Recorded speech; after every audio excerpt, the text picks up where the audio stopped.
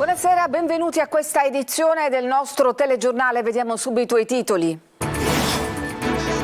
E caos da mercoledì dopo lo stop dei traghetti deciso da Caronte Tourist alle isole minori cominciano a scarseggiare i generi di prima necessità.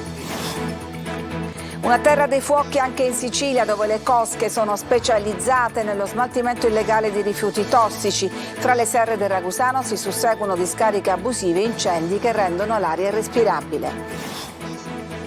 Braccio di ferro tra Palermo e Roma sui termovalorizzatori. Dopo l'annuncio del via libera, il presidente Schifani punta il dito contro chi nella capitale rema contro la realizzazione degli impianti. C'è una casa a Catania dove un gruppo di ragazzi con la sindrome di Down vive insieme per conquistare ogni giorno di più la propria autonomia. Noto e stracolma di turisti italiani ma anche stranieri approfittano di queste giornate tipicamente estive per scoprire il barocco della città eletta destinazione dell'anno. Calcio, il Catania perde con la capolista Juve Stabia, terza sconfitta in 7 gare per i rossazzurri condannati da una rete di Meli nel primo tempo. Il Messina batte 1-0 il Giuliano al Francoscoglio. I giallorossi hanno chiuso la gara in 10 uomini per l'espulsione di Pacciardi.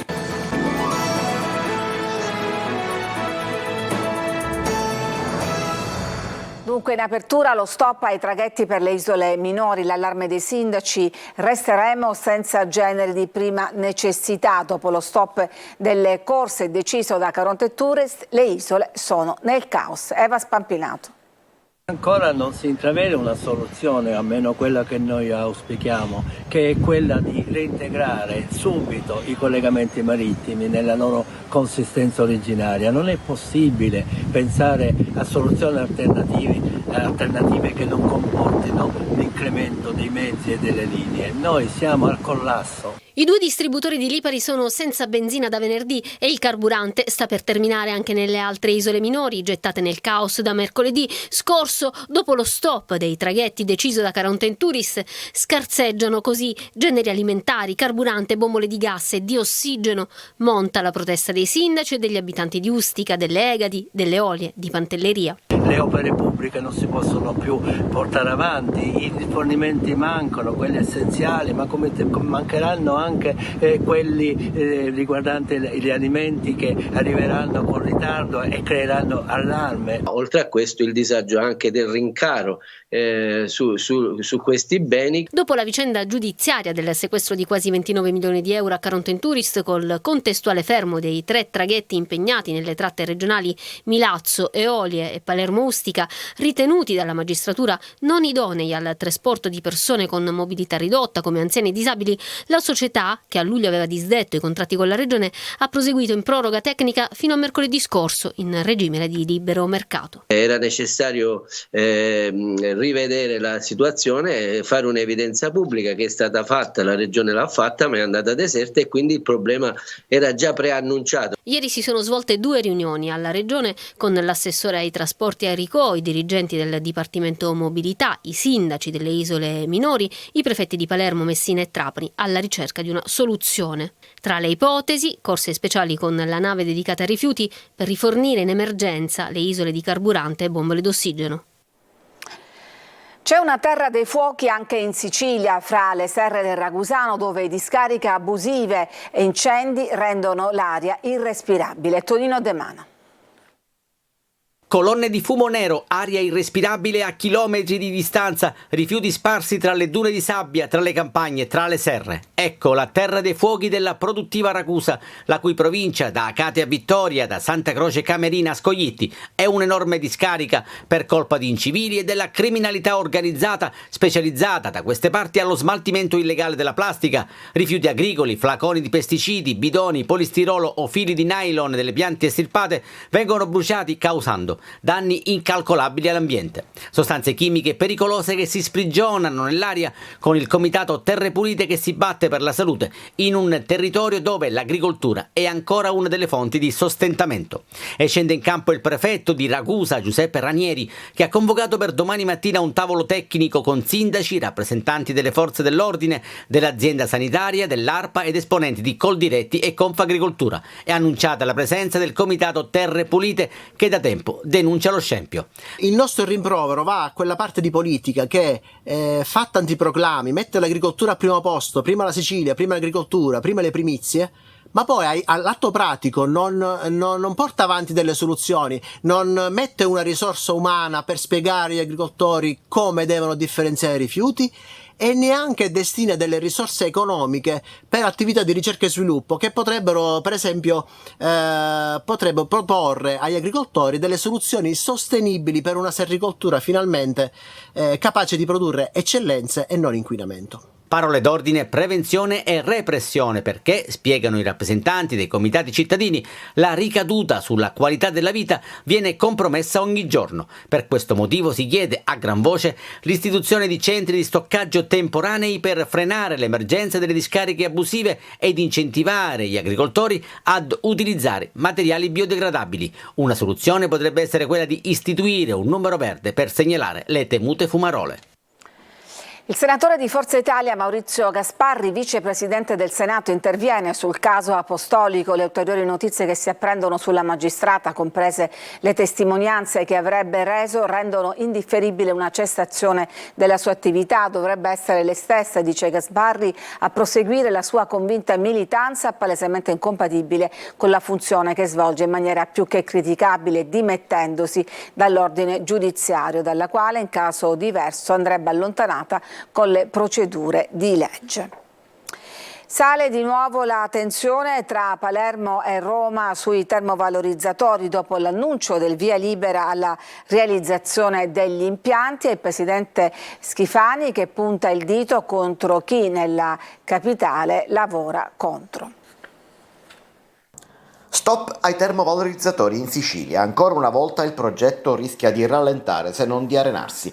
Nonostante l'isola sia perennemente in emergenza rifiuti, c'è ancora un braccio di ferro tra Palermo e Roma, almeno secondo quanto filtra da alcuni ambienti della capitale. Prima di dare l'ok alle gare per gli impianti, dal Ministero dell'Ambiente vogliono vedere nero su bianco il nuovo piano rifiuti. Senza capire qual è la reale produzione di rifiuti e quale la reale percentuale generale di differenziata, secondo i tecnici del Ministero, è impossibile stabilire anche quale sia la portata dei termovalorizzatori da realizzare e se farne uno o due. A settembre c'era stato l'annuncio del sì proprio ai termovalorizzatori di ultima generazione, quelli a emissioni zero, parallelamente alla nuova regolamentazione per il fotovoltaico nell'isola. Proprio la costruzione di termovalorizzatori e gli incentivi al fotovoltaico erano stati i temi principali di un incontro che si era tenuto a Roma al Ministero dell'Ambiente e della Sicurezza Energetica fra il ministro Gilberto Pichetto Fratin e il governatore Renato Schifani. Ora le indiscrezioni su un possibile stop non sorprendono. Appena qualche giorno fa Schifani lo aveva detto chiaramente: sento un clima pesante, non vorrei che ci fosse qualche manina che sta lavorando contro questi progetti. La palla torna alla regione che dovrà dissipare sospetti e voci e giungere a mettere una parola chiara nel confronto con Roma in un senso o nell'altro. Sono 5 le persone di origine catanese arrestate dalla polizia mentre cercavano di introdurre nel carcere di Trapani telefonini e droga. Alla vista degli agenti che pattugliavano la cassa circondariale, 2 giovani a bordo di un'auto hanno abbandonato un grosso involucro contenente 13 microtelefoni, 4 smartphone, oltre 10 grammi di hashish e 30 di marijuana suddivisa in dosi. C'è una casa a Catania dove un gruppo di ragazzi con la sindrome di Down vivono insieme per conquistare ogni giorno di più la loro autonomia. Adelaide Barbagallo. Ci accolgono sull'uscio della loro casa di via Salemi a Catania, desiderosi di farci visitare le stanze e ammirarne l'arredamento con quadri e oggetti realizzati da loro. Flavia, orgogliosa, ci mostra la cucina dove si alterna con gli altri amici ai fornelli. A me piace tanto stare qui, l'importante è solo stare in compagnia, essere allegri e stare sempre felici. Flavia è super impegnata, si allena con costanza in palestra e lavora in un supermercato. E lì mi sto trovando benissimo perché Contatto con i clienti, parlo con i miei colleghi, li aiuto, faccio scaffali, aggiungere la merce, faccio i prezzi, case automatiche, case normali, faccio tante cose. 6 posti letto da condividere. Ogni settimana gli ospiti cambiano. Qui ciascuno mette a frutto le proprie capacità, come ci spiega Nino, genitore di uno dei ragazzi. Ma se noi scopriamo che uno dei nostri figli ha più potenzialità nella cucina, e allora facciamo in modo e investiamo dalle scuole elementari alle scuole superiori, e quello sicuramente diventerà un lavoratore di eccellenza. Quindi il nostro obiettivo è non l'inclusione, ma la partecipazione alla vita sociale e attiva, così come è diritto di tutti gli uomini e di ciascun uomo. Ad impegnarsi per l'indipendenza dei propri figli un gruppo di genitori, 45 coppie che insieme formano una grande famiglia, quella dell'Associazione Futuro 21, a dirigerla assieme ad altre mamme Anna Papale. La forza motrice di questa associazione sono i nostri figli, che con la loro tenacia e la loro voglia di affermarsi e di cercare un'indipendenza ci hanno coinvolti e ci coinvolgono, e quindi noi abbiamo cercato di realizzare il loro sogno nel pensare una casa che incominciasse a dare loro la possibilità di sperimentarsi con la vita in gruppo. Un sogno che si realizza e che al momento cammina economicamente solo sulle gambe delle famiglie. Sono loro a sostenere tutte le spese. Dopo l'iniziale accoglienza è il momento del commiato, e questo è il saluto degli inquilini speciali.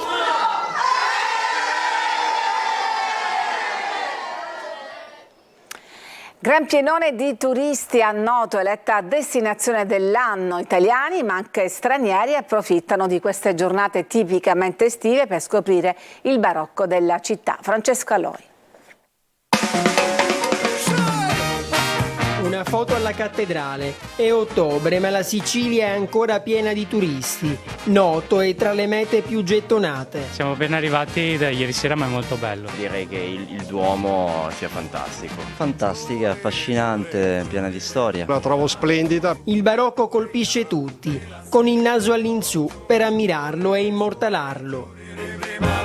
Quest'anno è arrivato un importante riconoscimento per la città. È stata eletta destinazione dell'anno ai Food and Travel Italia Awards.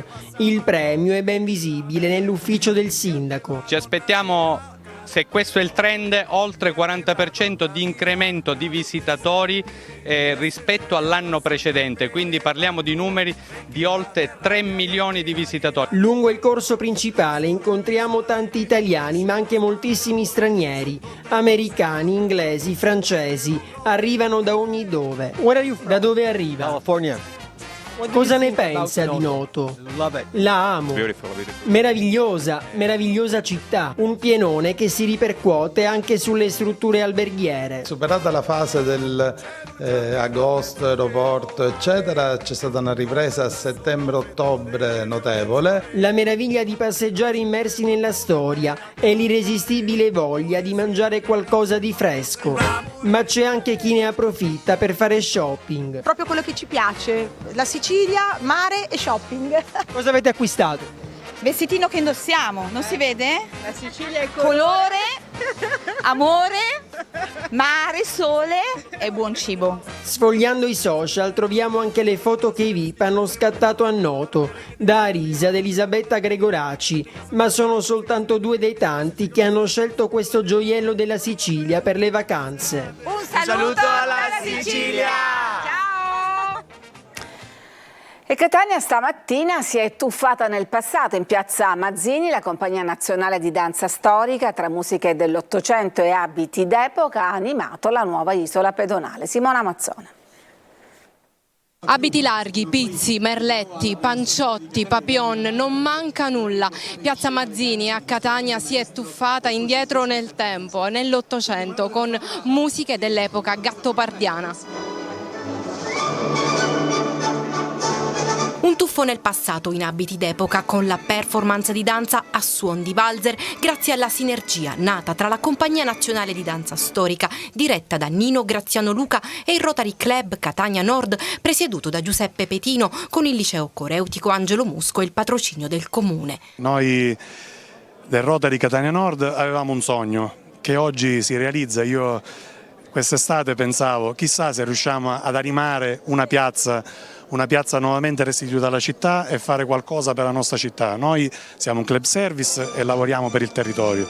Oggi dico, per me si realizza un sogno. Grande entusiasmo per Nino Graziano Luca, che ha portato ancora una volta la sua compagnia in mezzo alla gente. È una grande gioia vedere questa piazza Mazzini con queste 4 palazzi che io da ragazzino vedevo sempre pensando chissà cosa c'è dentro. Per me rappresentava la meraviglia. Sai il bambino che mette le dita nella Nutella? Ci hanno detto se volessimo fare una nostra performance qui per creare un'atmosfera che probabilmente in questa piazza si è anche vissuta nel XIX secolo. Io ho detto, ma addirittura mi offrite questa opportunità, al contrario, come puoi immaginare. La nuova isola pedonale ha accolto coppie di danzatori in abiti d'epoca che si sono esibiti sotto le note di Rota, Verdi, Strauss, Waltz, Bizet. È una bella sensazione, da un tuffo nel passato sì, ma rivisitarlo in una chiave moderna è una bellissima sensazione. Se il principe di Salina ti invitasse a ballare, tu saresti preparata? Assolutamente sì, anche perché tra le danze del nostro repertorio proprio quelle del Gattopardo. Uno spettacolo che ha valorizzato ancora di più i palazzi storici del centro, applaudito da una folla di catanesi e turisti. La città per ripartire ha bisogno dell'aiuto di tutti. Noi non potremmo da soli mai risolvere i tanti problemi che Catania purtroppo vive, ma per far questo c'è bisogno che i catanesi avvertano la bellezza straordinaria di questa città, e occasioni come queste, con la gente che si appropria di spazi fino a qualche domenica fa occupati dalle automobili, credo che sia un ulteriore momento per apprezzare quel che stiamo facendo, ma soprattutto per amare la città.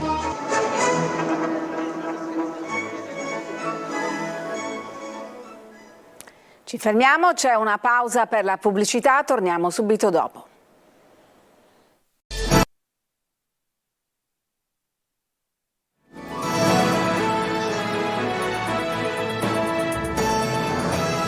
Ed eccoci di nuovo in studio a Messina, ancora novità per la mobilità, consegnate le prime biciclette e i monopattini elettrici. Francesco Triolo. A Messina parte il servizio di sharing di biciclette e monopattini. È un'altra novità legata sempre alla rivoluzione della mobilità che si sta attuando in città e che sarà completa non appena entreranno in vigore anche le zone a traffico limitato. Intanto Messina si è allineata alle altre grandi città italiane e sono arrivati i primi 90 mezzi della Elerent, prima azienda dall'anima messinese che ha completato le procedure ottenendo l'autorizzazione del comune e può avviare già il servizio di noleggio. Sì, siamo i primi e siamo riusciti appunto grazie al comune che ci ha dato la disponibilità per fare questo servizio alla città appunto di Messina, e siamo molto contenti di questo. Metteremo esattamente 111 monopattini e 50 e-bike in tutto il comune di Messina. I monopattini e le biciclette saranno posizionati in aree e luoghi strategici, dalla stazione centrale ai punti turistici. Il primo giro sul monopattino è stato del sindaco Federico Basile. È un primo passo che finalmente, diciamo così, dopo un paio di mesi relativi agli adempimenti burocratici, consegna i primi 70 mezzi tra biciclette e monopattini, e ci sono altre 4 aziende che andranno nel corso di questo mese a consegnare gli altri mezzi. Utilizziamo ove possibile, questo è l'invito, un sistema di mobilità alternativa che oltre all'autobus, in questo caso che già funziona e voi lo sapete, anche mezzi di questo tipo che funzionano ancora meglio nella misura in cui dobbiamo cambiare insieme modalità anche di trasporto. Un po' come avviene in tutti questi tipi di noleggio, c'è un'applicazione per smartphone a cui registrarsi. Il costo è in linea con quello di altre città italiane, appare utile per brevi spostamenti, 25 centesimi al minuto per il monopattino e 30 per la bici, più €1 per lo sblocco. Entro fine mese dovrebbero arrivare i mezzi delle altre 3 società che hanno ottenuto l'ok del comune, che intanto ha avviato un secondo bando senza dare un tetto di aziende, ma solo il numero dei mezzi complessivi da poter mettere sul mercato: 1000 monopattini elettrici e 500 bici a pedalata assistita.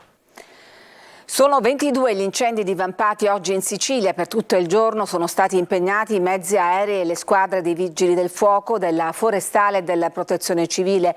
La provincia più colpita è quella catanese con 7 incendi. Le fiamme sono divampate a Linguaglossa, a Bronte, a Ragalna, a Randazzo e a Vizzini. Ci fermiamo, adesso c'è un'altra pausa e poi torniamo con la pagina sportiva.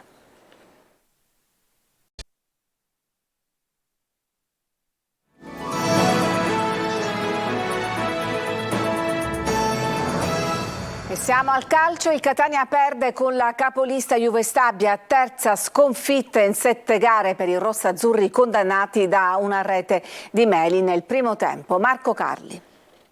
I numeri sono lì a dimostrarlo, 3 sconfitte in 7 gare per il Catania, l'avvio di stagione è negativo e anche il gioco non si vede. A dirlo è la partita di Castellammare di Stabia con la capolista, basta evidenziare un altro dato, il primo tiro in porta arriva al 65esimo, poco, troppo poco, anche se di fronte c'era la capolista che sfrutta anche un errore dell'assistente per vincere la partita. Candellone in fuorigioco quando riceve il pallone che poi serve a Meli, Catania comunque poco reattivo ed è facile per il giocatore appena entrato al posto di Bentivegna indirizzare in rete.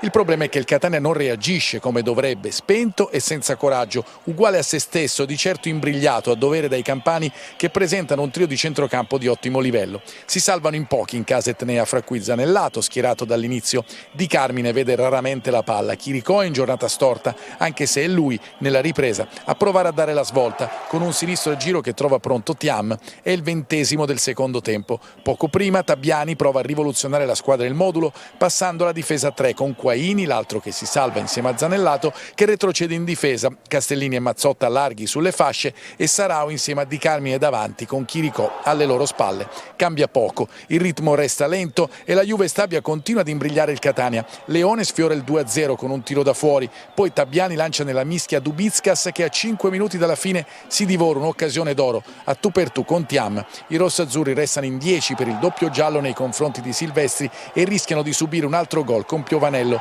Nubi nere si addensano sul campionato del Catania, bisogna lavorare per spazzarle via, per dirla alla grella, diventa più che mai una questione di tempo che corre, mentre i rossazzurri al momento restano indietro. E sulla sconfitta del Catania contro la Juve Stabia sentiamo il commento dell'allenatore rossazzurro Tabiani. Non abbiamo fatto una buona gara e sicuramente dobbiamo trovare il modo di, magari cambiando qualcosa, di trovare delle soluzioni migliori per poter mettere magari un abito alla squadra, ma l'importante è che i ragazzi stiano con la testa alta, nel senso che non dobbiamo assolutamente demoralizzarci al di là di tutto, perché sarebbe solo un peggiorare la situazione. Dobbiamo cercare delle soluzioni. A questo momento penso che nei momenti di difficoltà le persone, diciamo, che si vogliono bene, le persone che lavorano insieme devono stringersi ancora di più per fare in modo che insieme si possa superare un determinato momento di difficoltà. E noi allenatori viviamo con contratti a termine, cioè firmiamo contratti magari di 1 anno, 2 anni, ma poi in realtà abbiamo sempre un termine e come ho già detto altre volte, tanto bene o male dalla seconda o terza che si dice che magari dovrei andare via, quindi ogni settimana può essere l'ultima. Io lavoro pensando che invece devo costruire qualcosa per un domani, poi se non c'è un domani fa parte di questo mestiere. Vittoria al Franco Scoglio del Messina che ha battuto 1-0 il Giuliano, decisiva al 17° del primo tempo, un gol dell'attaccante Plesch. I giallorossi hanno chiuso la gara in 10 uomini per l'espulsione di Pacciardi. Sergio Colosi. 1-0 con gol di Vincenzo Plescia come contro l'Avellino. Il Messina centra la sua seconda vittoria stagionale con il Giuliano, al termine di una partita dai ritmi piuttosto bassi e complessivamente equilibrata. Modica rinuncia da Emmausso per il capitano Ragusa, dentro a sorpresa Pacciardi e Polito col Papacciro a seguirlo in tribuna. Giuliano senza Rondinella, Berardocco, Scognamiglio e Bernardotto, primo acuto di Gladestoni che timbra la traversa. Al 17° Messina avanti con Plescia al terzo centro, che in acrobazia sul traversone di Frisenna mette il pallone alle spalle di Baldi. Il vantaggio non scuote i campani, i giallorossi non hanno alcun interesse ad alzare l'intensità del gioco e i tentativi sono occasionali. Nella ripresa Modica ridisegna la difesa, con Polito già ammonito e spesso in ritardo, sostituito da Ortisi.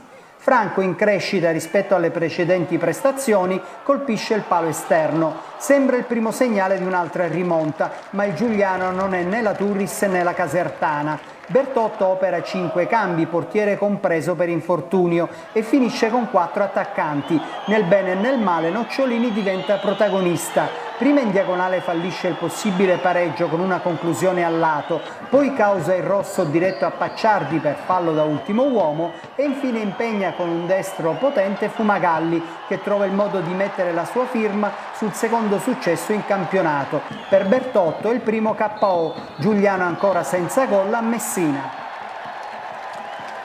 Ed è tutto per questa edizione, grazie per averci seguito, vi auguro una buona serata.